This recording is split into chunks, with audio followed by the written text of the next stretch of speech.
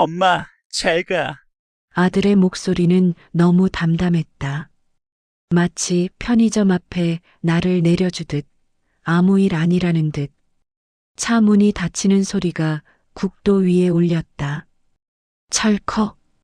그 짧은 소리가 내 가슴을 잠갔다. 잠깐만 나 아직. 나는 문 쪽으로 한 발짝 내디뎠지만 이미 차는 앞으로 움직이고 있었다. 타이어가 자갈을 밟는 소리가 유난히 크게 들렸다. 창문 너머 아들의 얼굴이 스치듯 보였다. 그 애는 내 쪽을 보지 않았다. 아니, 보지 않으려고 고개를 돌리고 있었다. 아! 불러봤자 소용없다는 걸 알면서도 이름을 부르고 싶었다. 하지만 입에서 나온 건 쉰 숨소리뿐이었다.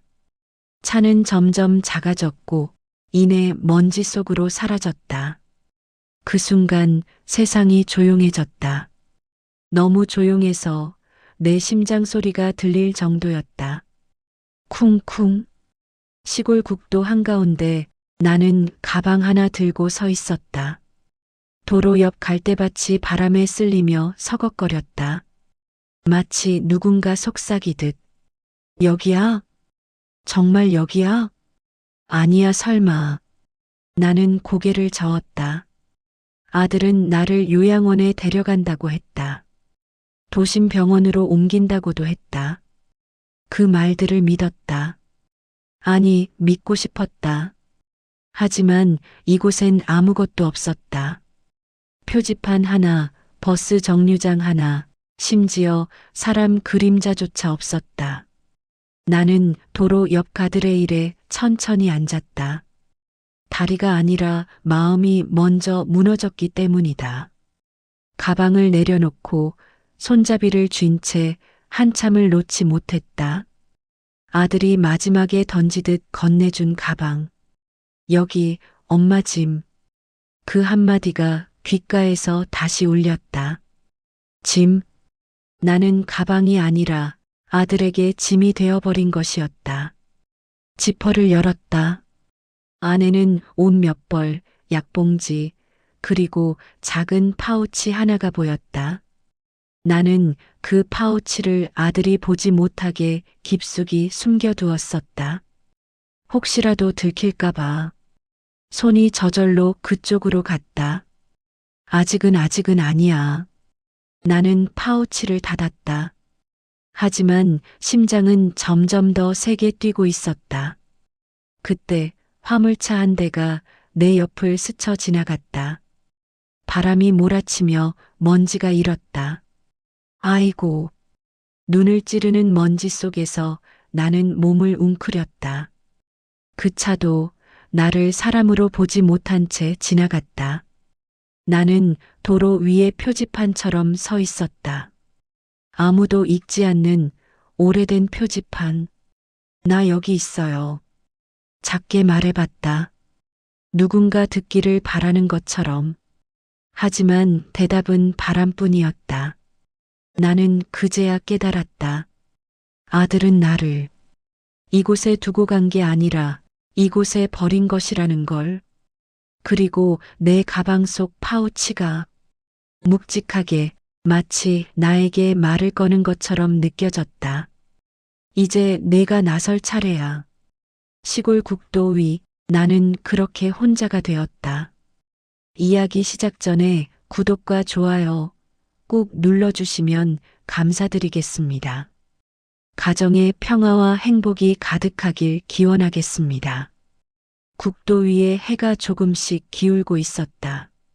아들이 떠난 방향으로 길게 늘어진 그림자가 마치 나를 두 번 버리는 것처럼 도로 위에 겹쳐졌다. 나는 여전히 가드레일에 앉아 있었다. 일어날 힘이 없어서가 아니라 어디로 가야 할지 몰라서였다. 요양원이라더니 병원이라더니 중얼거리다 보니 내 입에서 웃음 같은 소리가 새어나왔다. 웃음도 울음도 아닌 비어버린 소리. 나는 다시 가방을 열었다. 약봉지가 먼저 눈에 들어왔다. 아침, 점심, 저녁. 아들이 챙겨줬던 약이었다. 이건 챙기고 사람은 버리고. 약봉지를 쥔 손이 떨렸다. 그 애가 완전히 나를 미워해서가 아니라 필요 없어서 버렸다는 게 더 아팠다. 그때 파우치가 눈에 들어왔다. 작고 낡은 검은색 파우치. 지퍼 한번 열면 내가 평생 묻어둔 시간이 쏟아질 물건. 나는 한참을 망설이다가 천천히 지퍼를 내렸다. 짤각. 안에는 오래된 신분증 하나와 작은 금속 케이스가 들어 있었다. 사진 속 나는 지금과 전혀 달랐다. 머리는 단정하게 묶여 있고 눈빛은 지금보다 훨씬 날카로웠다. 김순덕. 특별수사국 3과. 내 이름이, 내가 지워버렸던 이름이 거기 있었다. 나는 그 신분증을 가만히 바라봤다. 이 이름을 버린 날 나는 엄마로 살기로 결심했었다. 아이 하나를 키우는 게 세상을 상대하는 것보다 더 힘들다고 믿었으니까. 그 아이를 위해 모든 걸 내려놨다. 그런데 그 아이가 나를 이렇게 버렸다. 순덕아. 나는 내 옛 이름을 불러봤다. 오래전 동료들이 부르던 그 이름. 국도 위에서 아무도 듣지 않는 그 이름이 이상하게도 나를 다시 일으켜 세웠다. 나는 금속 케이스를 열었다. 그 안에는 작은 휴대용 전화기 하나와 종이 쪽지가 있었다. 이 번호는 최후의 순간에만 사용하라. 손이 다시 떨렸다. 지금이 그때인가? 나는 아들을 떠올렸다. 어릴 때 내 손을 꼭 붙잡고 울던 그 아이. 엄마, 가지 마. 그 손을 내가 놓았던가. 아니, 이제 그 아이가 내 손을 놓았다. 그래. 나는 고개를 들었다. 국도 위의 바람이 내 얼굴을 스쳤다. 이제는 내가 놓을 차례지. 나는 전화를 들고 그 번호를 눌렀다. 뚜뚜. 신호음이 울리는 동안 내 심장은 다시 빠르게 뛰기 시작했다. 뚜뚜. 이 전화가 연결되는 순간 나는 더 이상 버려진 노모가 아니라 숨겨진 누군가가 될 것이었다. 받아라. 마침내 전화기 너머에서 낯설지만 익숙한 숨소리가 들려왔다. 여기 특별수사국입니다. 나는 눈을 감았다. 김순덕입니다. 내 목소리는 생각보다 또렷했다. 국도 위에 혼자 서 있던 노파의 목소리가 아니라 오래전 수사실에서 보고서를 읽던 그 사람의 목소리였다. 잠시 침묵이 흘렀다. 선생님? 전화기 너머에서 숨이 멎는 소리가 들렸다. 믿기지 않는다는 듯 아주 작게 들려오는 숨. 그 이름 아직 쓰십니까? 버리려 했는데요. 나는 도로 위를 바라보며 말했다. 방금 다시 주워들었습니다. 짧은 정적 뒤에 낮게 떨리는 목소리가 흘러나왔다. 위치가 어디십니까? 나는 주변을 둘러봤다. 녹슨 가드레일, 갈대밭, 그리고 아무 표지 없는 시골 국도. 지도에도 잘 안 나올 겁니다. 나는 피식 웃었다. 아들이 날 여기 두고 갔거든요. 그쪽에서 숨이 길게 빠져나왔다. 알겠습니다.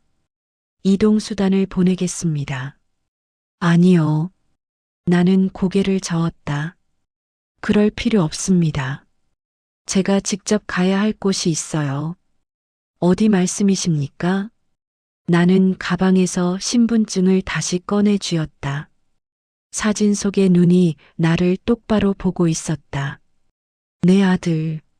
나는 천천히 말했다. 그 애가 무슨 짓을 했는지 먼저 알아야겠습니다. 전화기 너머에서 키보드 두드리는 소리가 들렸다. 성함을 주시면 조회해 보겠습니다. 나는 한 번 숨을 고르고 아들의 이름을 말했다. 그 소리가 국도 위에 떨어졌다. 마치 돌멩이처럼. 잠시 후 전화기 너머의 공기가 바뀌었다. 선생님, 목소리가 달라져 있었다. 이건 단순한 가정사 문제가 아닙니다. 그렇겠죠. 나는 이미 알고 있었다. 아들이 나를 여기 버릴 만큼 뒤가 깨끗할 리가 없었다. 부동산 명의 위조, 노인 대상 사기, 불법 자금 세탁 정황까지 있습니다. 나는 눈을 감았다. 아들의 얼굴이 떠올랐다. 밥 먹을 때 고개를 숙이던 모습, 통화할 때 자꾸 문을 닫던 모습. 그래서였구나. 선생님, 그가 낮게 말했다. 이건 당신 아들이 아니라 체포 대상입니다. 나는 가방 손잡이를 꽉 쥐었다. 손바닥이 아플 정도로. 아들 체포 대상. 두 단어가 내 안에서 서로 부딪혔다. 증거는요? 내가 물었다. 이미 일부 확보돼 있습니다. 하지만 결정적인 내부 자료가 필요합니다. 어디에 있죠? 아드님 개인 금고와 서버입니다. 나는 눈을 떴다. 국도 위로 해가 거의 넘어가고 있었다. 그 애는, 나는 천천히 말했다. 제가 제일 잘 압니다. 전화를 끊고 나는 가방을 다시 둘러매었다. 버려진 노모의 가방이 아니라 목표를 가진 사람의 가방처럼. 그래. 나는 국도 끝을 바라보았다. 아들이 떠난 방향. 이제는 내가 너를 찾아간다. 국도 끝에서 검은 승합차 한 대가 나타났다. 해질녘의 붉은 빛을 가르며 조용히 그러나 분명하게 나를 향해 다가오고 있었다. 설마 벌써? 나는 본능적으로 가방 끈을 움켜쥐었다. 도망칠 곳도 숨을 곳도 없는 도로 한가운데였다. 차는 내 앞에서 멈췄다. 문이 열리며 젊은 남자가 내렸다. 검은 정장, 단정한 머리, 그러나 눈빛은 긴장으로 굳어 있었다. 김순덕 선생님, 나는 고개를 끄덕였다. 그는 깊게 고개를 숙였다. 현장 요원 박진우입니다. 그 순간 이상하게도 가슴이 쿵 내려앉았다. 그 이름 오래전 수사실에서 수없이 불렀던 이름이었다. 진우? 내가 무심코 입 밖에 냈다. 그가 눈을 크게 떴다. 저를 아십니까? 아니, 나는 고개를 저었다. 내가 아직 태어나기 전부터 불렀던 이름일 뿐이야. 그는 이해하지 못한 채 조심스럽게 문을 열어주었다. 모시겠습니다. 차 안은 조용했다. 밖의 국도와 달리 여기는 시간이 멈춘 것처럼 고요했다. 선생님, 그가 운전석에서 말을 걸었다. 당신이 사라진 뒤 특별수사국은 완전히 바뀌었습니다. 그래. 나는 창밖을 보며 말했다. 나 없는 세상은 잘 돌아갔나 보네. 그는 잠시 말을 멈췄다. 아닙니다. 당신이 떠난 뒤 많은 게 무너졌습니다. 차가 고속도로로 접어들었다. 도시의 불빛이 멀리서 깜빡였다. 그래서 그가 조심스럽게 물었다. 왜 다시 나오신 겁니까? 나는 가방 속 신분증을 손으로 눌렀다. 마치 심장 위에 얹은 것처럼. 아들이 나를 버렸거든. 그는 더 묻지 않았다. 묻지 않아도 그 말 하나면 충분했기 때문이다. 그때 그의 무전기가 울렸다. 박 요원 대상이 움직였습니다. 그는 나를 힐끗 보았다. 대상? 내가 물었다. 선생님의 아드님입니다. 박진우의 목소리가 차 안의 공기를 갈랐다. 나는 창밖에서 도심의 불빛이 하나둘 가까워지는 걸 보고 있었다. 아들이 있는 세상으로 내가 다시 들어가고 있다는 느낌이 들었다. 어디로요? 내가 물었다. 강남 쪽입니다. 개인 오피스로 추정됩니다. 나는 씁쓸하게 웃었다. 그래, 역시 거기겠지. 차는 고속도로를 빠져나와 빌딩 숲 사이로 들어섰다. 유리벽에 비친 내 얼굴이 보였다.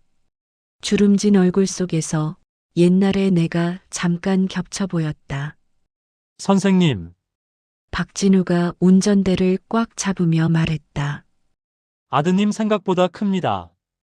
여러 명의 노인 명의를 이용해 부동산을 빼돌렸고 피해액이 수십억 단위입니다.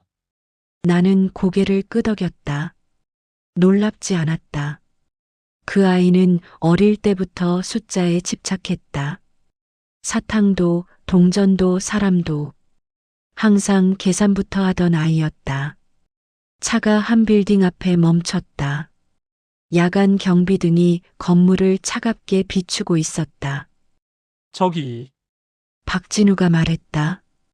저 안에 개인 금고가 있습니다. 나는 문을 열고 내렸다. 밤 공기가 차갑게 폐 속으로 들어왔다. 증거는 내가 꺼내야 해. 위험합니다. 그 애는 내 얼굴을 보면 문을 엽니다. 나는 가방을 고쳐 메고 유리문 앞으로 걸어갔다. 문이 자동으로 열렸다. 엘리베이터 안 거울 속의 나는 더 이상 버려진 노모가 아니었다. 몇 층이죠? 19층. 문이 닫히며 내 심장도 같이 올라가기 시작했다. 딩. 문이 열리자 아들의 사무실이 보였다. 그는 나를 보자마자 굳어버렸다. 엄마? 그 눈빛. 놀람, 두려움, 그리고 분노. 여기서 뭐 해? 나는 한 걸음 다가갔다. 내가 묻고 싶은 말이야. 나는 조용히 말했다. 날 왜 버렸니? 처리해. 아들의 입에서 그 말이 나오는 순간 나는 그 아이를 완전히 잃었다는 걸 알았다. 정장 차림의 남자 둘이 나를 향해 다가왔다. 그들의 구두 소리가 대리석 바닥에 또각또각 울렸다. 마치 장례식의 북소리처럼. 대표님 진짜로? 지금 아들은 고개도 돌리지 않았다. 저 노인 여기서 나가면 안 돼. 나는 그 아이를 바라봤다. 내가 밤새 안아주며 재웠던 아이, 열이 나면 울며 매달리던 아이. 너 나 기억 안 나니? 내 말에 아들의 눈이 흔들렸다. 하지만 그 흔들림은 오래가지 않았다. 기억해. 그는 낮게 말했다. 그래서 더 위험한 거야? 남자 하나가 내 팔을 붙잡았다. 힘이 생각보다 셌다. 노인을 상대하는 힘이 아니라 짐을 끌어내는 힘이었다. 놓으세요. 나는 조용히 말했지만 그는 듣지 않았다. 엄마, 제발. 아들이 이를 악물며 말했다. 이건 내 인생이야. 내 인생 위에 누가 깔려 있는지 보이니? 나는 그의 눈을 똑바로 봤다. 노인들, 그리고 나. 그는 고개를 돌렸다. 그때 가방 안에서 무언가가 딸각 소리를 냈다. 금속 케이스였다. 남자 둘이 나를 더 세게 끌어당겼다. 어깨가 찢어질 것처럼 아팠다. 이러지 마세요, 할머니. 그래, 할머니지. 나는 숨을 고르며 말했다. 하지만 내가 건드린 할머니는. 나는 가방을 열었다. 그 속에서 신분증을 꺼내 들었다. 특별수사국 3과 김순덕이다. 남자들의 손이 잠깐 멈췄다. 아들은 고개를 들었다. 뭐? 너는 내 아들이기 전에 범죄자야. 그의 얼굴이 창백해졌다. 거짓말 하지 마.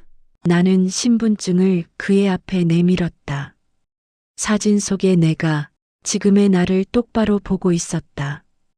그때 사무실 벽면의 모니터들이 동시에 켜졌다. 확인되었습니다. 스피커에서 박진우의 목소리가 흘러나왔다. 금고와 서버 실시간으로 확보 중입니다. 아들의 얼굴에서 모든 피가 빠져나갔다. 엄마? 그가 처음으로 두려운 목소리로 나를 불렀다. 나는 천천히 그에게 다가갔다. 이제야 내가 누군지 보이니? 모니터 속 숫자들이 미친 듯이 흘러갔다.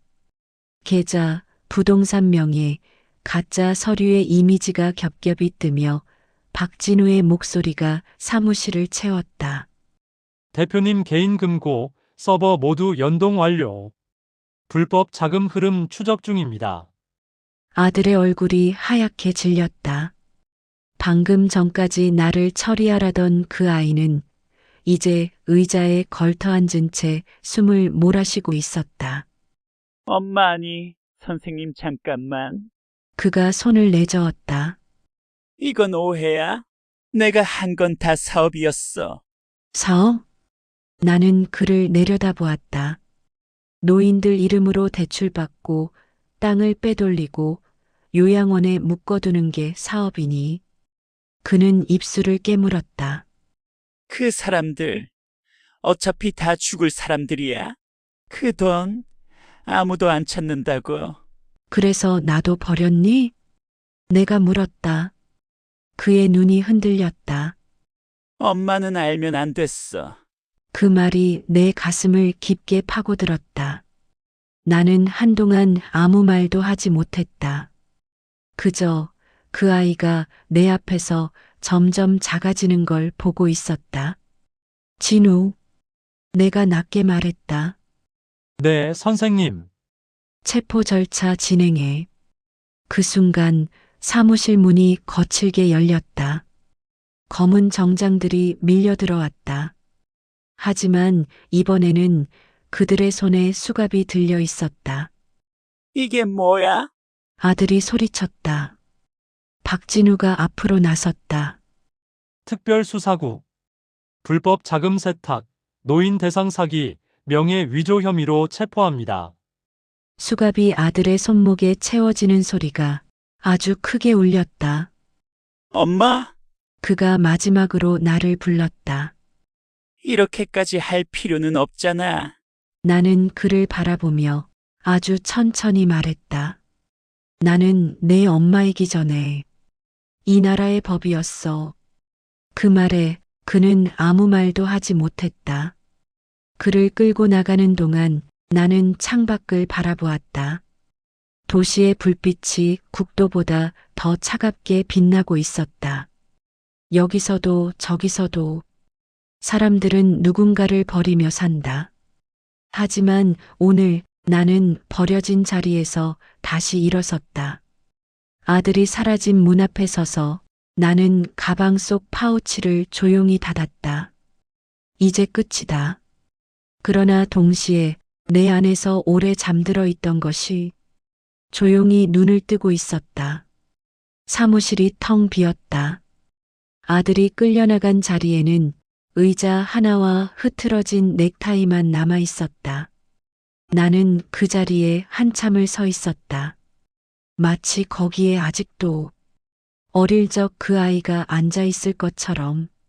선생님, 박진우가 조심스럽게 다가왔다. 이제 병원으로 가셔야 합니다. 아니, 나는 고개를 저었다. 집으로. 어디 집이십니까? 나는 잠시 생각했다. 아들이 살던 고급 아파트도 요양원도 이제는 내 집이 아니었다. 국도. 내가 말했다. 거기서 나는 다시 시작했거든. 며칠 뒤 뉴스에서는 대대적인 수사가 보도됐다. 노인들을 울리던 사기 조직, 그리고 그 꼭대기에 있던 내 아들. 하지만 화면 속의 그 아이는 내가 알던 아이와 너무 달라 보였다. 나는 작은 방에서 텔레비전을 끄고 가방을 열었다. 신분증을 꺼내다 말고 나는 그걸 천천히 접어 넣었다. 이제는 필요 없겠지. 나는 다시 엄마였다.